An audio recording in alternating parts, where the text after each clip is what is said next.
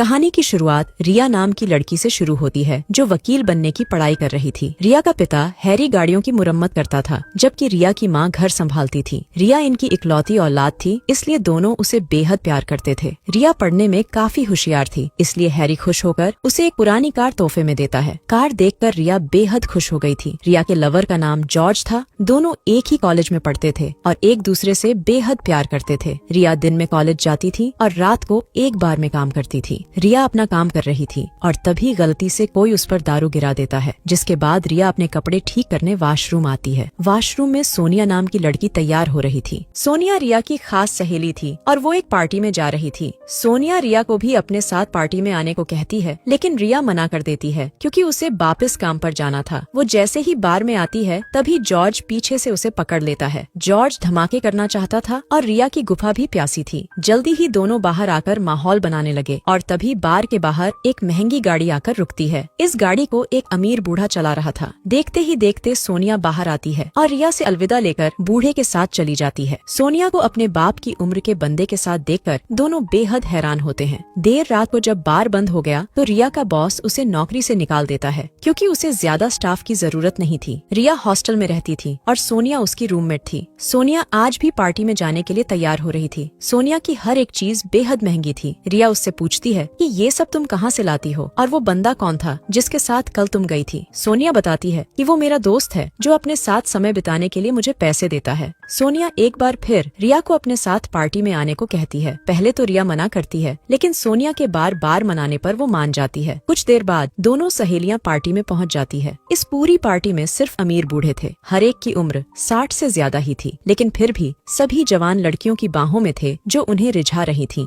रिया के लिए ये सब काफी अजीब था, इसलिए वो काफी हैरान थी। इस पार्टी का इंतजाम सोनिया के लवर ने किया था और सोनिया के कहने पर वो रिया की मुलाकात शहर के सबसे अमीर बंदे से करवाता है। इस बंदे का नाम नॉर्मन था और इसकी उम्र भी 60 के पार थी। नॉर्मन पहले रिया की खूबसूरती की तारीफ करता है और फिर उससे अपने साथ आने को पूछता है। रिया मना करते हुए कहती है कि मैं तो अपनी सहेली के साथ यहाँ आई हूँ। रिया को यहाँ का माहौल बिल्कुल भी अच्छा नहीं लगता, इसलिए वो वहाँ से चली जाती है। असल में सोनिया जैसी लड़कियाँ पैसे कमाने के लिए अमीर बूढ़ों के साथ घूमती थी और कभी कभी उन्हें खुश करने के लिए उनसे अपनी गुफा में धमाके भी करवा लेती थी। अगले दिन जब रिया जॉर्ज के साथ थी तो उसे नॉर्मन का फोन आता है। वो रिया से दोस्ती करना चाहता था और इसके बदले में रिया को काफी कुछ मिल सकता था, लेकिन रिया गुस्से में आकर उसे मना कर देती है। रिया हॉस्टल में आकर सोनिया पर भी गुस्सा करती है क्योंकि उसी ने नॉर्मन को रिया का नंबर दिया था। सोनिया कहती है कि वो शहर का सबसे अमीर बंदा है। सभी लड़कियां उसके करीब जाना चाहती हैं, लेकिन वो सिर्फ तुम्हारा दीवाना है। अगर तुमने उसे खुश कर दिया तो तुम बिना मेहनत किए सब कुछ हासिल कर सकती हो। ये सुनकर रिया सोच में पड़ गई और तभी सोनिया उससे कहती है कि तुम एक बार उसके साथ जाकर देख लो, अगर अच्छा नहीं लगा तो आगे से मत जाना। रिया को उसकी बात ठीक लगी। वो अगले ही दिन अच्छे से तैयार होकर नॉर्मन के पास पहुंच गई। नॉर्मन आज पहली बार रिया से मिल रहा था, इसलिए वो उसे अपने प्राइवेट जहाज से दूसरे देश खाना खिलाने ले जा रहा था। जहाज में वो रिया के करीब आने की कोशिश करता है, लेकिन रिया इसके लिए तैयार नहीं थी। नॉर्मन रिया को सबसे महंगे होटल में खाना खिलाने लेकर आया था, जिसे देखकर रिया हैरान हो रही थी क्योंकि अगर वो दिन रात भी नौकरी करेगी तब भी ऐसी जगह नहीं आ सकती। खाने के साथ साथ दोनों खूब सारी बातें भी करते हैं। खाने के बाद नॉर्मन उसे अपने साथ वक्त बिताने के लिए $5000 का चेक देता है, जिसे देखकर रिया की बोलती बंद हो गई। अगले दिन रिया की सहेलियां उससे पूछती है कि नॉर्मन ने उसके साथ क्या किया। रिया की दूसरी सहेली का नाम मॉली था और वो भी इसी तरह पैसे कमाती थी। रिया उन्हें हर एक बात विस्तार में बताती है। कुछ देर बाद रिया क्लास में थी, लेकिन उसका ध्यान पढ़ाई में कम नॉर्मन में ज्यादा था। नॉर्मन ने जिस तरह उसका ख्याल रखा था उस चीज ने रिया का दिल जीत लिया था। वो इस बारे में सोनिया और मॉली को भी बताती है, जिस पर सोनिया उसे नॉर्मन के साथ रात बिताने की सलाह देती है ताकि रिया ज्यादा पैसे कमा सके। रिया को ये काम पसंद आ गया था, इसलिए वो उसी रात अच्छे से तैयार होकर नॉर्मन से मिलने निकल गई। रिया को लाने की जिम्मेदारी नॉर्मन के ड्राइवर मेसन की थी। रिया अपने घर से दूर रहती थी, इसलिए उसके पिता ने उसके फोन में एक GPS ट्रैकर चला रखा था, जिससे उन्हें रिया के हर एक पल की खबर मिलती रहती थी। नॉर्मन के घर पहुंचने से पहले रिया ने उसे बंद कर दिया था। जल्दी ही वो नॉर्मन के घर पहुंच जाती है। नॉर्मन अपने घर में उसका स्वागत करता है। कुछ देर बातें करने के बाद नॉर्मन उसे घर का हर एक कोना दिखाने लगा और इसी तरह घर दिखाते दिखाते वो उसे अपने बेडरूम में ले आया। यहाँ वो रिया की गुफा में धमाके करने वाला था। रिया थोड़ा सा घबरा जरूर रही थी, लेकिन नॉर्मन की गर्म गर्म बातें उसकी गुफा में तूफान भी मचा रही थी।